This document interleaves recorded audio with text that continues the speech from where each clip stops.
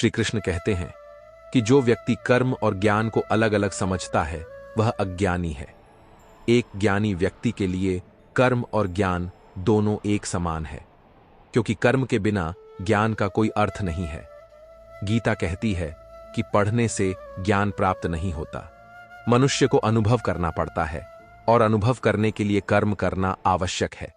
इस प्रकार कर्म करने से ज्ञान का अनुभव होता है। संसार में सबसे बड़ा धर्म अपना कर्तव्य निभाना है। जो व्यक्ति अपने कर्तव्यों को अच्छी तरह से निभाता है उसे सुख और मानसिक शांति मिलती है। व्यक्ति को शांति का अनुभव होता है, भले ही उसका काम कितना भी कष्टकारी क्यों ना हो। लेकिन दूसरों की नकल करने से बेहतर है कि वह अपना काम कर्तव्य समझकर करे। कर्तव्य उस व्यक्ति को बेहतर बनाता है जो कामी स्वभाव का होता है और उसके मन में लालच होता है, और जो अत्यधिक क्रोधी स्वभाव का होता है उसके लिए नरक के दरवाजे हमेशा खुले रहते हैं। यानी ऐसे व्यक्ति को केवल नरक में ही जगह मिलती है। भगवान श्री कृष्ण ब्रह्मांड के निर्माता हैं। वे इस दुनिया की शुरुआत थे, वे मध्य हैं और वे सभी मनुष्यों के लिए अंत होंगे। वह कुछ चाहता है लेकिन उसे सब कुछ नहीं मिल पाता। जो आपको नहीं मिला उसके लिए पछतावा मत करो, और जो आपसे खो गया या जो आपसे अलग हो गया उसके लिए निराश मत हो। हर व्यक्ति श्री कृष्ण से जुड़ता है और श्री कृष्ण हर व्यक्ति से जुड़ते हैं। वही हमारा एक आरंभ, एक मध्य और एक अंत है। अच्छे इंसान के साथ ही बुरा क्यों होता है? अच्छे लोग ही ज्यादा दुख क्यों पाते हैं? क्या ईश्वर परीक्षा लेते हैं? आपने अक्सर देखा होगा कि जो भी इंसान दिल का बहुत साफ होता है, जिसने कभी बुरे कर्म नहीं किए, उसके साथ हमेशा बुरा होता है। मगर ऐसा क्यों होता है? अच्छे इंसान को ही क्यों बुरा वक्त झेलना पड़ सकता है? अधिकतर लोगों को इसके पीछे का रहस्य नहीं पता होगा। इसलिए आज हम आपको बताने जा रहे हैं कि ऐसा क्यों होता है। इसका वर्णन भगवद गीता में भगवान कृष्ण ने किया है। भगवद गीता एक ऐसा ग्रंथ है कि उसमें इंसान के मन में उठने वाले हर सवाल का जवाब मिल जाता है। भगवान श्री कृष्ण अर्जुन से कहते हैं कि किसी भी काम को शुरू करने के लिए कभी कोई सही समय नहीं होता। ऐसा नहीं होता कि जब भी कोई व्यक्ति कुछ शुरू करता है तो उसके लिए सही समय होता है। जो व्यक्ति सही समय का इंतजार करता रहता है उसके लिए कभी भी सही समय नहीं आता है और वह कभी भी अपना काम शुरू नहीं कर पाता है। ऐसा व्यक्ति जीवन भर सही समय का इंतजार करता है। हम इंतजार करते रहते हैं और कभी सफलता हासिल नहीं कर पाते। इसलिए सही समय का इंतजार करने की बजाय इंसान को अभी से काम शुरू कर देना चाहिए। कल और आने वाले कल की चिंता करना बेकार है, क्योंकि बीता हुआ कल बदला नहीं जा सकता। भविष्य को जाना नहीं जा सकता और भविष्य को देखा नहीं जा सकता। मनुष्य को वर्तमान का आनंद लेना चाहिए। अतीत की घटनाओं के बारे में अतीत में सोचकर और भविष्य की चिंता करके मनुष्य वर्तमान के सभी क्षणों को व्यर्थ में बर्बाद कर देता है।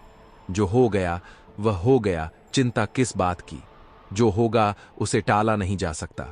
इस सत्य को अपनाकर मनुष्य को वर्तमान के प्रत्येक क्षण का आनंद लेना चाहिए।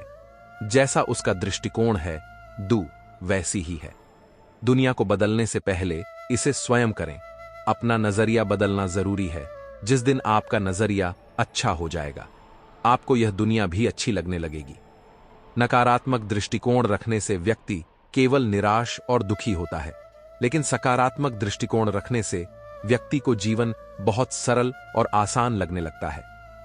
क्रोध मनुष्य के विनाश का कारण है, क्योंकि क्रोध भ्रम पैदा करता है और भ्रम मनुष्य के मन को विचलित कर देता है। गुस्से में इंसान कभी भी सही फैसले नहीं ले पाता और गुस्से में लिए गए फैसले सही नहीं होते। यह हमेशा दर्दनाक होता है। गुस्से में इंसान की आंखें बंद हो जाती हैं और मुंह खुल जाता है। वह समझ नहीं पाता कि क्या सही है और क्या गलत। गुस्सा उसे गलत रास्ते पर ले जाता है। इसलिए व्यक्ति को अपने गुस्से पर काबू रखना चाहिए और मन को शांत रखना चाहिए।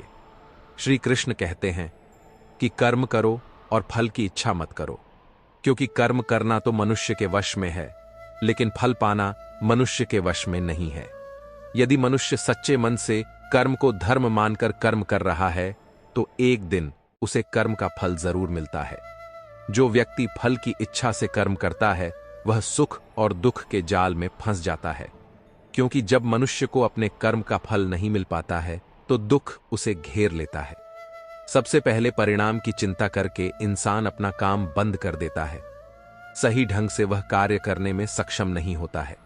लेकिन जो व्यक्ति परिणाम की चिंता किए बिना कार्य करता है, उसे फल अवश्य मिलता है और वही व्यक्ति बुद्धिमान होता है। कृष्ण कहते हैं कि मन वह है जिसके बारे में हम सुनते हैं लेकिन कभी देख नहीं सकते, क्योंकि मन हमारे शरीर का एक शक्तिशाली अदृश्य हिस्सा है।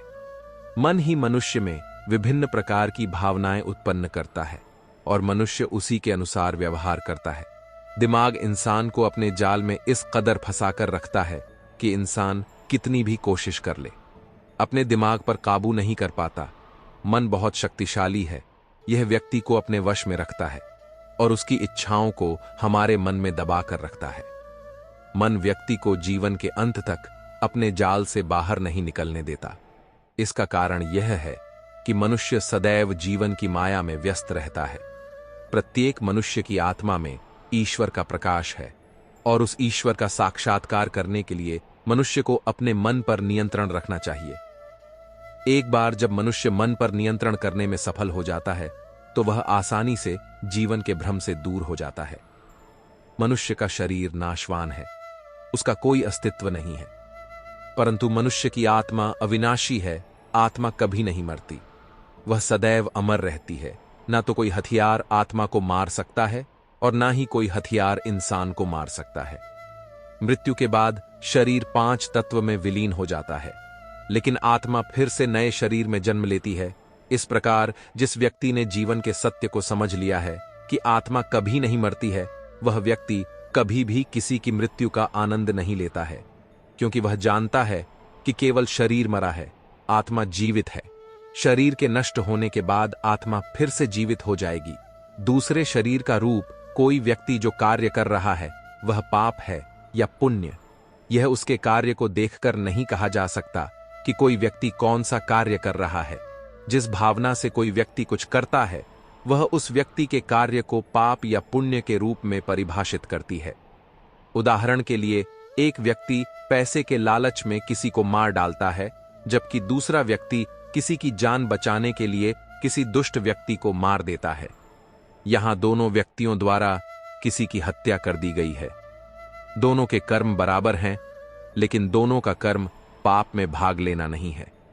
जो व्यक्ति डकैती के उद्देश्य से हत्या करेगा, उसका कर्म पाप में भाग लेना होगा, लेकिन किसी की जान बचाने के उद्देश्य से किसी दुष्ट व्यक्ति द्वारा की गई हत्या पाप की श्रेणी में नहीं आएगी।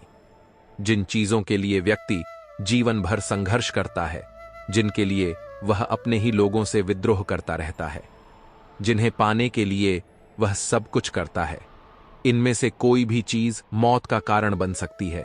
इसलिए प्रत्येक व्यक्ति को जीवन के इस सत्य को अपनाकर संतुष्ट रहना चाहिए। स्वयं पर विश्वास व्यक्ति को शक्तिशाली बनाता है।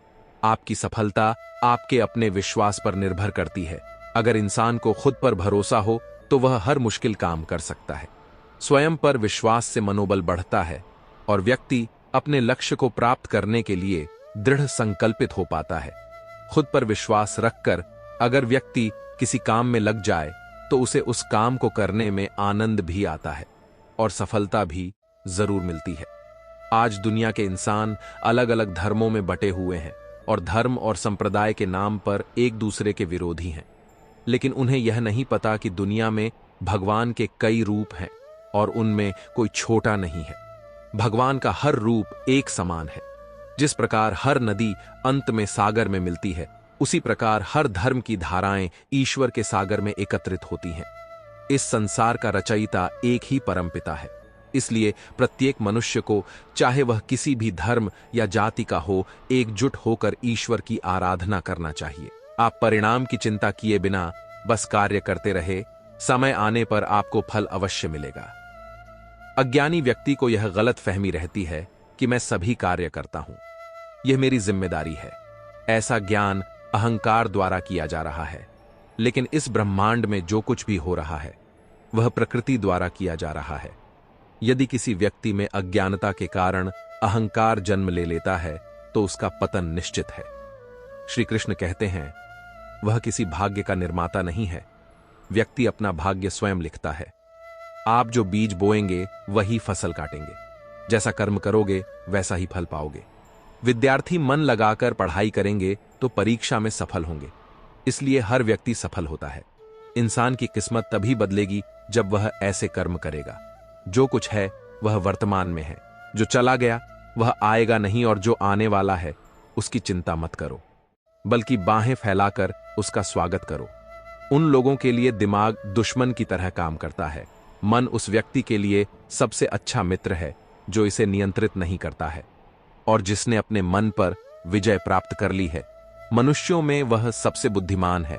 यदि आज दुख है तो कल सुख भी होगा, और सुख के बाद दुख होना स्वाभाविक है, क्योंकि सुख और दुख एक ही सिक्के के पहलू है। आपको अपना जीवन पूरे धैर्य और श्री कृष्ण में विश्वास के साथ जीना चाहिए। लोग अक्सर सच बोलने से बचते हैं या डरते हैं, लेकिन सच तो सच है। इसे ना तो कभी छुपाया जा सकता है और ना ही मिटाया जा सकता है। चाहे कोई कितना भी छुपाए, सच्चाई सामने आ ही जाएगी। इसलिए सत्य पर आधारित कोई भी काम करने, कहने या विश्वास करने से कभी नहीं डरना चाहिए। लोग अपने शरीर को खूबसूरत बनाने में लगे हुए हैं, लेकिन आत्मा की सुंदरता शरीर की सुंदरता से अधिक महत्वपूर्ण है। शरीर नश्वर है, यह मिट्टी है और मिट्टी में लौट जाता है, लेकिन आत्मा अमर है। इसलिए आत्मा की सुंदरता पर ध्यान दें। आत्मा की सुंदरता स्वयं को श्री कृष्ण में लीन करने में पाई जाती है। जो भी होता है अच्छे के लिए होता है। कभी कभी विपरीत परिस्थितियां हमारी वर्तमान स्थिति को बेहतर बनाने के लिए आती है। मन चंचल होता है, इधर उधर भागता रहता है तथा किसी भी कार्य में एकाग्रता का शत्रु होता है। परंतु यदि यह व्यक्ति के नियंत्रण में है, श्री कृष्ण उन्हीं के हैं जो श्री कृष्ण के हैं। भगवान तो केवल प्रेम और भक्ति के भूखे हैं, जो भी उनकी भक्ति में लीन है। जो कोई भी उन्हें प्रेम से याद करता है वे हमेशा उसका भला करते हैं। जब भी आप कोई बुरा काम या अच्छा काम करते हैं तो आपको लगता है कि कोई नहीं देख रहा है। श्री कृष्ण कहते हैं कि तुम जो कुछ भी कर रहे हो वह मेरी दृष्टि के अधीन है। वह हमेशा आपके साथ है। इसलिए यह मत सोचिए कि आप अकेले हैं। श्री कृष्ण सदैव आपके साथ हैं। हमारी सफलता और विफलता इस बात पर निर्भर करती है कि हम खुद पर कितना विश्वास करते हैं। अगर व्यक्ति को अपने लक्ष्य पर पूरा भरोसा है तो वह जो चाहे बन सकता है, लेकिन आगे बढ़ते रहिए। कहते हैं न कि मन के हारे हार है और मन के जीते जीत। जिस प्रकार सकारात्मक विचार सफलता की ओर ले जाते हैं, उसी प्रकार नकारात्मक विचार असफलता की ओर ले जाते हैं। क्योंकि जैसा हम सोचते हैं वैसे ही हम बन जाते हैं, और हमारे विचार, इससे ही हमें नकारात्मक और सकारात्मक परिणाम मिलते हैं। मनुष्य ही एकमात्र प्राणी है जो कर्म करता है। इसलिए कर्म करना भी हर व्यक्ति का धर्म है। जो व्यक्ति कर्म करता है उसे कर्मवीर कहा जाता है। इसलिए खाली बैठने से तो कर्म करना ही बेहतर है। न समय रुकता है और ना ही वह एक जैसा रहता है। बुरा वक्त हो या अच्छा वक्त, वक्त जरूर बदलता है। आज बुरा है, कल अच्छा है, और आज अच्छा है तो कल निश्चित ही बुरा समय होगा। सुख के बाद दुख आएगा और दुख के बाद सुख आएगा और चला जाएगा। इसलिए इस पर हमारा कोई नियंत्रण नहीं है, लेकिन हमारे कार्यों पर हमारा नियंत्रण जरूर है। श्री कृष्ण कहते हैं कि जन्म लेने वाले की मृत्यु भी उतनी ही निश्चित है जितनी मरने वाले की। एक के लिए जन्म ले इसलिए जो अपरिहार्य है, उसके लिए शोक ना करें।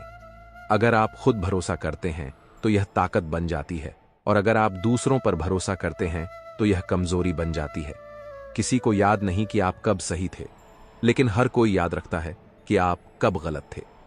समय और जीवन दुनिया के सर्वश्रेष्ठ शिक्षक हैं। जिंदगी हमें समय का सदुपयोग सिखाती है और समय हमें जीवन का मूल्य सिखाता है। अगर आप सही हैं तो किसी भी बात को सही साबित करने की कोशिश ना करें। बस सही रहो, समय स्वयं गवाही देगा। जिंदगी के बारे में ज्यादा मत सोचो। जिसने तुम्हें जीवन दिया उसने कुछ तो सोचा होगा। कभी भी किसी के बारे में बुरा मत बोलो, क्योंकि बुराई तो तुम्हारे अंदर भी है और तुम दूसरों के साथ भी बुरा व्यवहार करते हो। अपने रिश्तों और पैसे को समान रूप से महत्व दें। दोनों ही कमाना कठिन है, लेकिन दुख पाना बहुत आसान है। अहंकार और संस्कार में अंतर है। अहंकार दूसरों के सामने झुकने से खुश होता है, संस्कारी स्वयं झुककर प्रसन्न होते हैं। किसी से बहस करके जीतने की बजाय चुप रहकर उसे हरा दें, क्योंकि जो लोग हमेशा आपसे बहस करना पसंद करते हैं, जो इंसान आपको समझा भी सके और समझ भी सके, वही इंसान दिल के सबसे करीब होता है। लेकिन आज के समय में ऐसे लोग किस्मत वालों को ही मिलते हैं। सुनने की आदत विकसित करें, क्योंकि ताने मारने वालों की कोई कमी नहीं है। मुस्कुराने की आदत विकसित करें, क्योंकि रुलाने वालों की कमी नहीं है। ऊपर उठने की आदत विकसित करें, क्योंकि आपकी टांग खींचने वालों की कमी नहीं है। दोस्तों, आज की यह जानकारी आपको कैसी लगी, हमें कमेंट में जरूर बताएं। यदि आप हमारे इस दिव्य गीता चैनल पर नए हैं तो हमारे चैनल को सब्सक्राइब करें, जिससे आपको आने वाली अगली वीडियो भी देखने को मिले। जय श्री कृष्णा। धन्यवाद।